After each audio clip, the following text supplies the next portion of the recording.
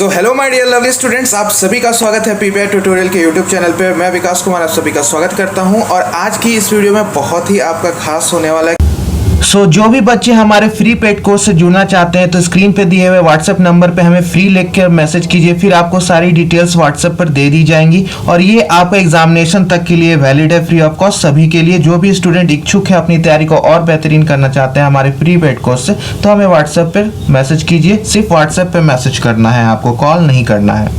Classes के बारे में आपको टाइम शेड्यूल और कौन सा सब्जेक्ट किस दिन होगा उसके लिए आपको टेलीग्राम चैनल ज्वाइन करना होगा। टेलीग्राम चैनल का नेम है पीपीआई ट्यूटोरियल, स्क्रीन पे भी देख सकते हो, नहीं तो डिस्क्रिप्शन बॉक्स में लिंक है, उसको भी क्लिक करके आप जा सकते हो। जस्ट आपको पीपीआई ट्यूटोरियल सर्च करना होगा टेलीग्राम चैनल पे। वहाँ पर आपको फ्री ऑफ कॉस्ट सारा आपको क्लास का पीडीएफ, टाइम शेड्यूल और सही टाइम पे आने पर आपका टेस्ट भी कंडक्ट कराया जाएगा।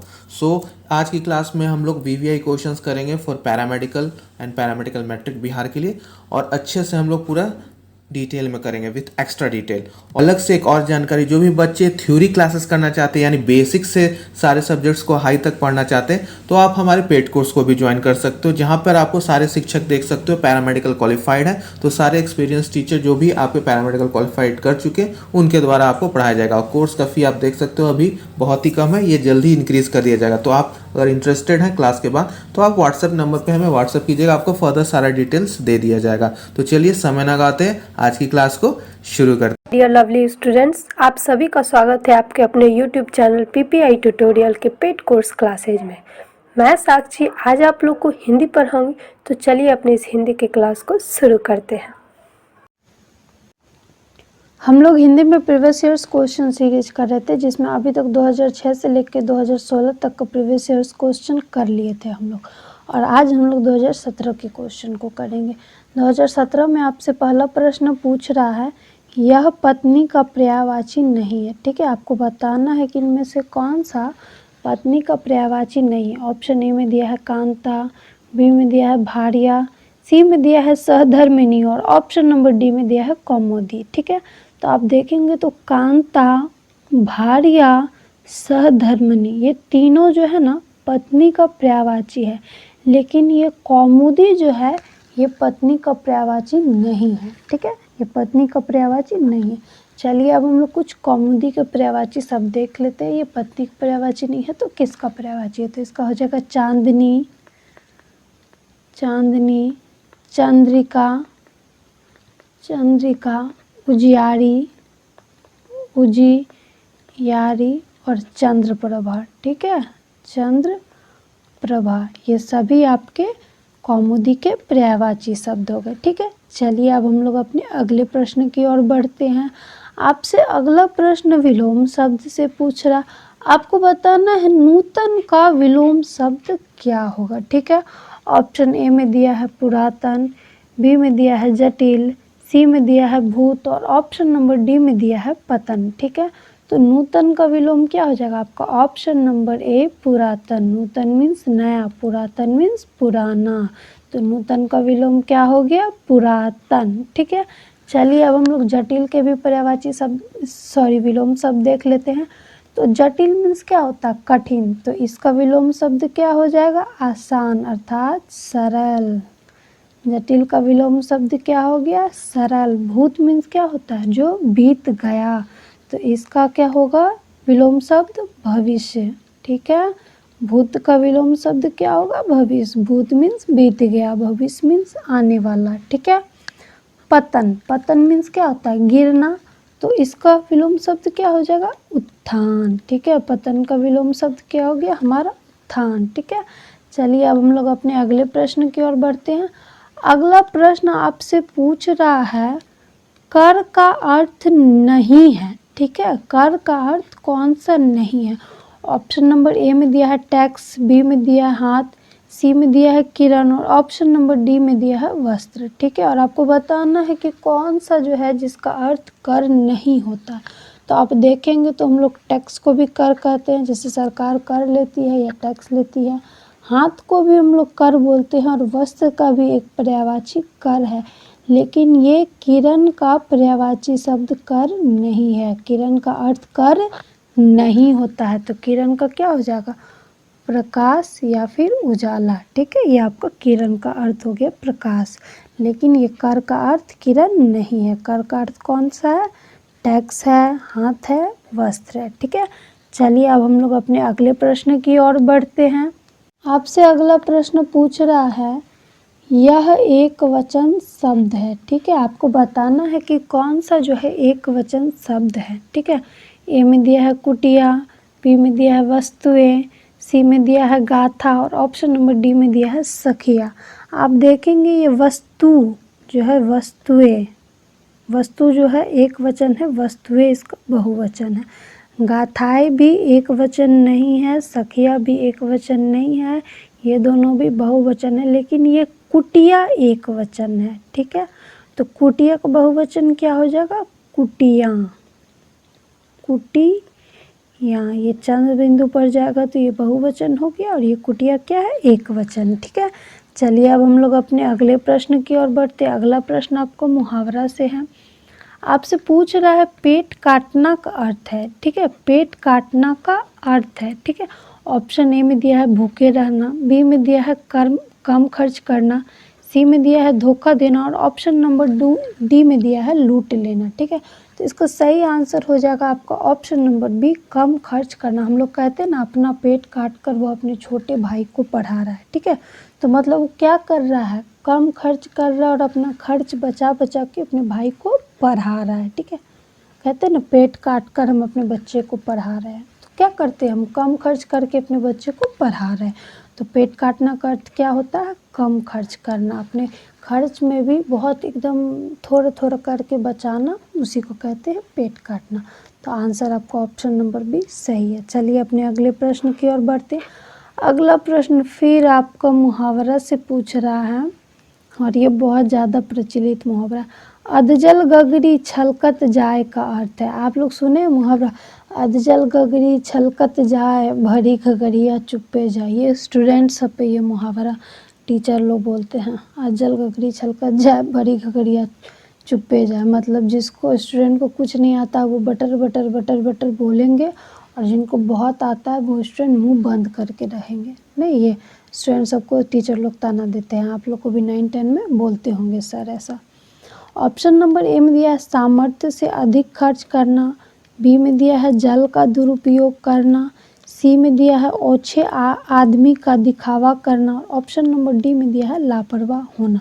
तो इसका सही आंसर क्या हो जाएगा बच्चों? आपको ऑप्शन नंबर सी, ओछे आदमी का दिखावा करना। ये अधजल गगरी छलकत जाए मतलब आता कुछ नहीं है लेकिन दिखावा बहुत करता है।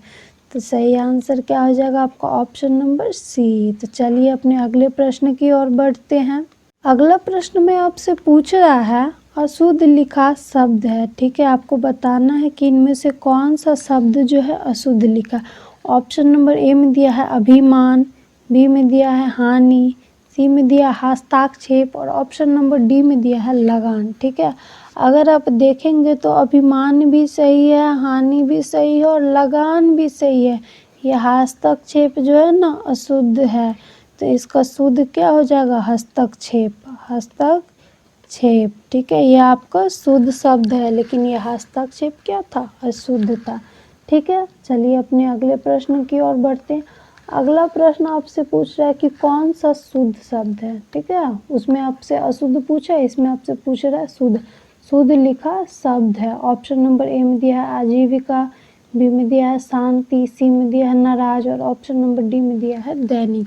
तो शुद्ध शब्द इसमें से कौन सा? आजीविका आपका शुद्ध शब्द है, बाकी ये शांति, नाराज और दैनिक गलत है। तो चलिए इन सबको भी देख लेते हैं कि शुद्ध किस तरह लिखा जाएगा। तो शांति हम लोग कैसे लिखते हैं? ऐसे लिखते हैं ना, शांति हम लोग ऐसे लिखते हैं, ना कि ऐसे, ठीक है। नाराज तो नाराज नहीं होता, नाराज होता है ना, नाराज, मैं तुमसे नाराज हूँ, ठीक है। ये दैनिक, दैनिक इस तरह से शुद्ध होता है। दैनिक जागरण पेपर सभी पढ़ते होंगे। चलिए अपने अगले प्रश्न की ओर बढ़ते। अगला प्रश्न आपसे पूछ रहा है यह क्रिया शब्द विशेषण से बना है, ठीक है। यह क्रिया शब्द विशेषण से बना है। ऑप्शन नंबर ए में दिया है नैतिक, बी में दिया है उपयोगी, सी में दिया है कथित और ऑप्शन नंबर डी में दिया है मासिक। ठीक है, इसका सही आंसर हो जाएगा आपका ऑप्शन नंबर सी कथित। ठीक है, ये कथित जो है विशेषण से बना हुआ है। ठीक है, चलिए अपने अगले प्रश्न की ओर बढ़ते हैं। अगला प्रश्न आपसे कारक से पूछ रहा, आपको बताना है पेड़ से पत्ता गिरता है में कौन सा कारक है। ठीक है, ऑप्शन नंबर ए में दिया आपादान, बी में दिया है कर्ता, सी में दिया है कर्म और ऑप्शन नंबर डी में दिया है संबंध।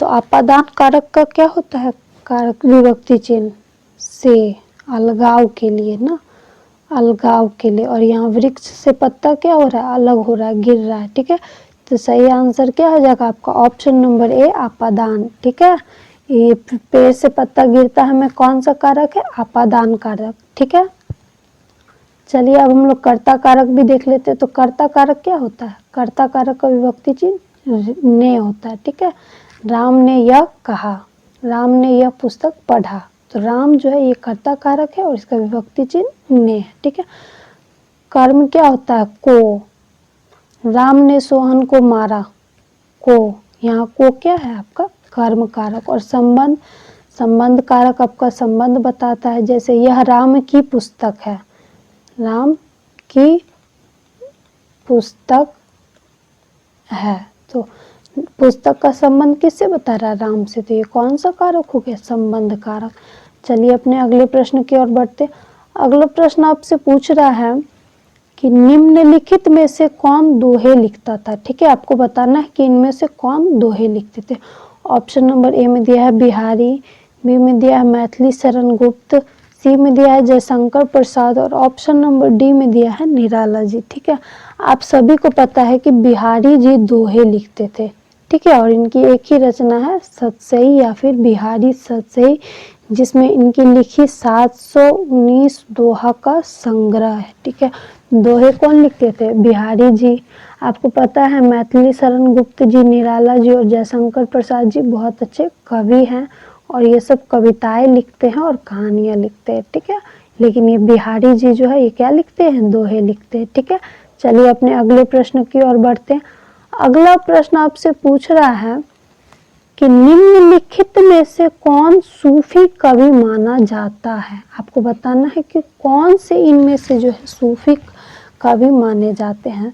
तो ए में है नानक जी, बी में दिए हैं कबीरदास, सी में दिया है जायसी और ऑप्शन नंबर डी में दिया है पंत। तो इसका सही आंसर हो जाएगा आपका ऑप्शन नंबर सी जायसी। जायसी जी जो है ना ये सूफी कवि थे। कौन से कवि थे, सूफी कवि। ठीक है, नानक जी अपनी गाना लिखते थे, मतलब कविताएं लिखते थे नानक जी।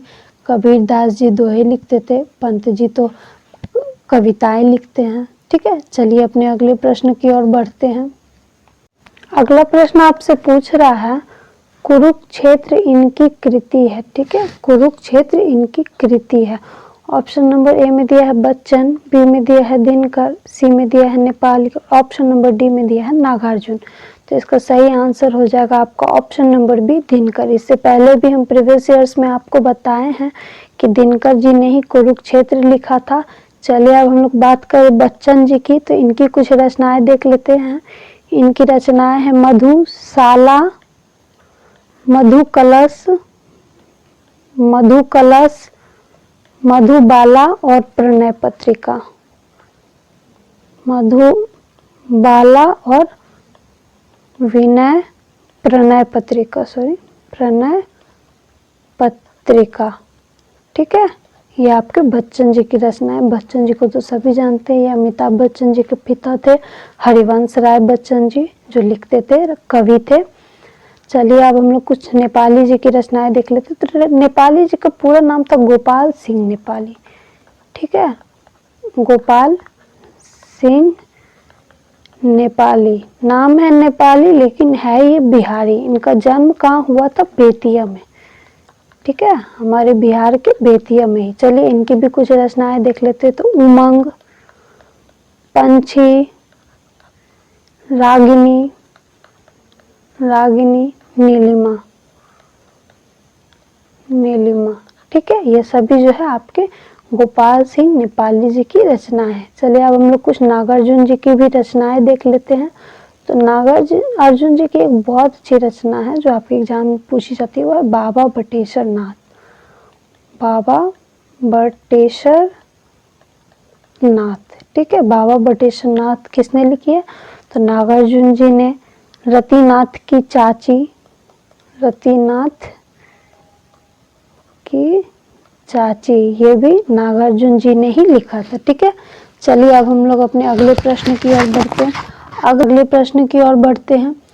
अगला प्रश्न आपसे पूछ रहा है, निम्नलिखित में से कौन सी व्यक्तिवाचक संज्ञा है, ठीक है। आपको बताना है कि कौन सा जो है व्यक्तिवाचक संज्ञा। ऑप्शन ए में दिया है पार्थ, बी में दिया है दैत्य, सी में दिया है राधेय और ऑप्शन नंबर डी में दिया है कुरु। तो आप देखेंगे कि ये पार्थ और राधेय दोनों जो है व्यक्तिवाचक संज्ञा। पार्थ किसको बोलते थे? तो अर्जुन को, ठीक है। और राधेय किसको बोलते थे? कर्ण को। तो ये अर्जुन भी व्यक्तिवाचक संज्ञा है और राधेय कर्ण भी व्यक्तिवाचक संज्ञा है, ठीक है। तो ये आपका आंसर हो जाएगा ऑप्शन नंबर ए और सी। कभी कभी आपके एग्जाम में ऐसा क्वेश्चन पूछ दिया जाता है जिसमें दो आंसर सही हो जाते हैं, तो इसमें सभी बच्चों को फायदा हो जाता है। जो गलत बनाते हैं उनको भी, जो सही बनाते हैं उनको भी। या तो मार्क्स मिलता है तो सभी को मिलता है, नहीं तो कटता है तो सभी को कटता है, ठीक है। चलिए अपने अगले प्रश्न की ओर बढ़ते। अगला प्रश्न आपसे पूछ रहा है कि प्रतिदिन में किस समास का उदाहरण, ठीक है। आपको बताना है प्रतिदिन किस समास का उदाहरण, ठीक है। ऑप्शन नंबर ए में दिया है अव्ययी भाव समास, बी में दिया है तत्पुरुष समास, सी में दिया है बहुव्रीहि समास और ऑप्शन नंबर डी में दिया है द्वंद्व समास, ठीक है। और आपको बताना है कि ये प्रतिदिन कौन सा समास है, ठीक है। तो ये प्रतिदिन कौन सा समास है आपका? ए, ऑप्शन नंबर ए, अव्ययी भाव समास, क्योंकि प्रति क्या है? उपसर्ग है, ठीक है। उपसर्ग है, ठीक है। ये प्रति क्या है आपका? उपसर्ग है। हम लोग अव्ययी भाव समास में पढ़े हैं कि यदि शब्द में उपसर्ग लगा हो तो वो कौन सा समास होता है? अव्ययी भाव समास, ठीक है। तत्पुरुष समास, बहुव्रीहि समास और द्वंद्व समास बहुत बार आ चुका है। ये तो आप जब आपको हम थ्योरी का पोर्शन कराएंगे तभी बताएंगे, कितना बताया आपका क्लास लंबा हो जाएगा, ठीक है। तो आज के क्लास में इतना ही। हम लोगों ने 2017 में जितने भी क्वेश्चन पूछे गए थे सबको डिटेल में देखा। मिलते हैं अगले क्लास में, तब तक पढ़ते रहिए और आपके डाउट्स पूछते रहिए, ठीक है। Bye bye, good night.